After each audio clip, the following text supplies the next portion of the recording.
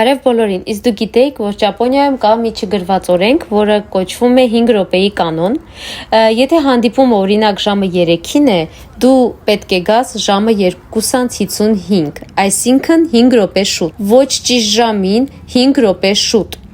Գնացքները մեկնում են վայրկյանական ճշգրտությամբ, հանդիպումները սկսվում են ճիշտ ժամանակին, նույնիսկ ընկերական հանդիպումները հետևում են այս կանոնին։ Ուշանալը դա պարզապես ներողություն, կներես, դե տենց ստացվեց չէ, դա ընկալվում է որպես իրոք անհարգալից վերաբերմունք ուրիշների ժամանակի նկատմամբ, եւ եթե դուք ուշանաք ճապոնացու հետ շփվելու ժամանակ, ձեզ թվա դե լավ 15 րոպեն ինչա,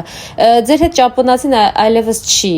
հանդիպի, չի շփվի եւ նույնիսկ եթե դու նույնիսկ ճիշտ ժամին գաս հանդիպմանը, ճապոնացի բիզնես պարտնյորը քո հետ ոչ մի բիզնես չի ցանկանա կապել։ Եթե դու նույնիսկ ճիշտ ժամին ես գալիս, դու արդեն մի փոքր ուշացած ես։ Ավելի շատ Ճապոնիա եւ ճապոնական կյանքի մասին վիդեոների համար անպայման բաժանորդագրվեք իմ Facebook-յան, Instagram-յան եւ YouTube-յան էջերին։ Bye bye։